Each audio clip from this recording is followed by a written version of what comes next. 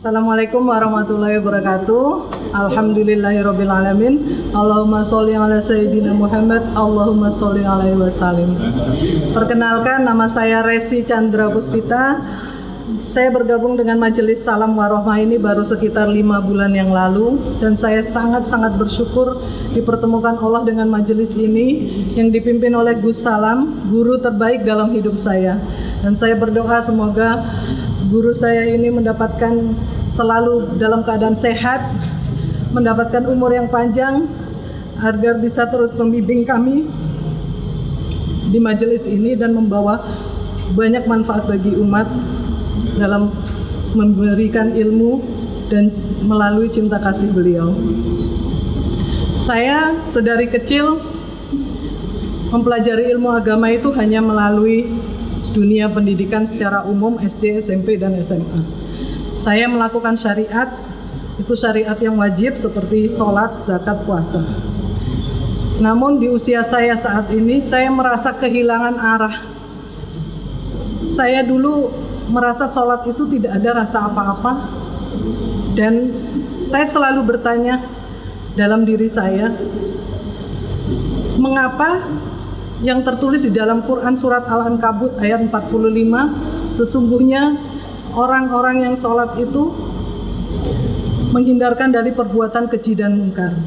Sedangkan saya pada waktu itu, insya Allah saya rutin menjalankan perintah sholat beserta rukun-rukunnya sesuai dengan syariat, tapi saya tidak merasakan apa-apa di dalam diri saya, rasanya hampa, hati ini juga kosong. Saya merasa hidup saya tidak punya arah dan tujuan. Saya pun bertanya di luar pribadi saya kepada orang-orang yang saya anggap mereka mempunyai ilmu agama yang lebih dari saya, sosok yang paham betul soal agama, tapi mengapa mereka masih melakukan perbuatan terlarang yang dilarang oleh agama. Dan saya yang setelah sholat sekian lama pun, sekian puluh tahun pun, saya masih memiliki sifat amarah, iri, bahkan dendam. Bahkan saya pernah sampai di titik putus asa dalam kehidupan saya. Itu menjadi suatu tanda tanya besar bagi saya, apa arti sholat saya ini. Saya pernah bertanya pula pada beberapa ustadz dan menjumpai beberapa kiai, dan juga saya belajar dari YouTube mencari referensi. Bahkan saya mengikuti beberapa seminar tentang sholat khusyuk untuk mencari rasa dalam sholat, untuk mencari kenikmatan ketika saya sholat. Apa yang harus membuat saya sholat? Mengapa saya harus sholat? Itu selalu menjadi tanda tanya besar. Karena sholat harusnya membawa kita pada ketaatan dalam perintah agama, menuruti semua perintah Allah dan meninggalkan semua larangannya. Tapi ternyata itu tidak saya dapatkan. Di bulan April tahun 2022 kemarin, qadarullah Allah mempertemukan saya dengan Gus Salam melalui Majelis Salam Warohmah. Di dalam majelis itu, setiap kali beliau menyampaikan ilmu, itu selalu dibarengi dengan zikir, doa, dan sholawat. Di situ hati saya bergetar. Setiap menghadiri kajian-kajian beliau, saya selalu menangis dan menangis, merasakan getaran hati, dan kenikmatan dari getaran hati itulah yang saya cari selama ini. Beliau pula mengajarkan tentang bagaimana orang belajar agama itu harusnya membuat seseorang itu menjadi mempunyai akhlak yang baik gitu.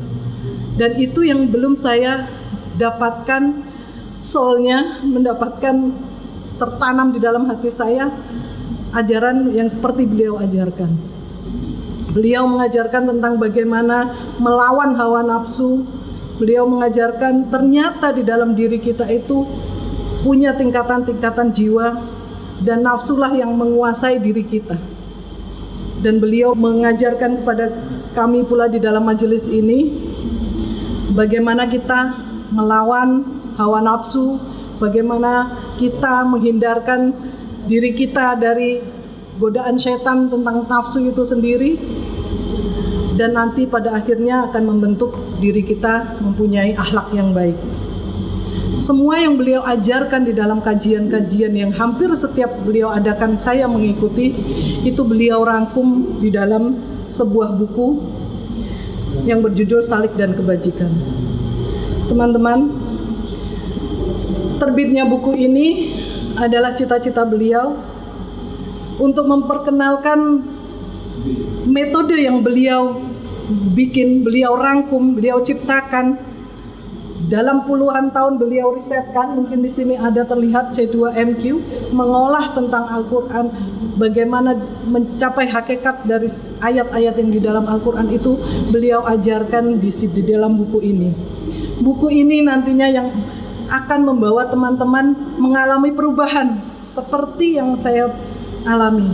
Saya yang dulunya mempunyai sifat amarah, sifat iri, bahkan hampir putus asa, perlahan semua itu menghilang tanpa saya sadari, tanpa saya bikin, semua mengalir begitu saja setelah saya mengikuti tahapan-tahapan yang beliau ajarkan.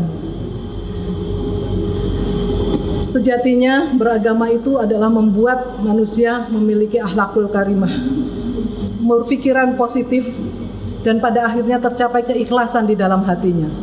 Metode-metode dan tahapan-tahapan itu beliau rangkum di dalam buku ini, Salik dan Kebajikan. Insya Allah akan membawa manfaat buat teman-teman semua yang membaca buku ini dan akan membawa perubahan dalam diri kita masing-masing. Terima kasih. Akhirul kata, wassalamualaikum warahmatullahi wabarakatuh.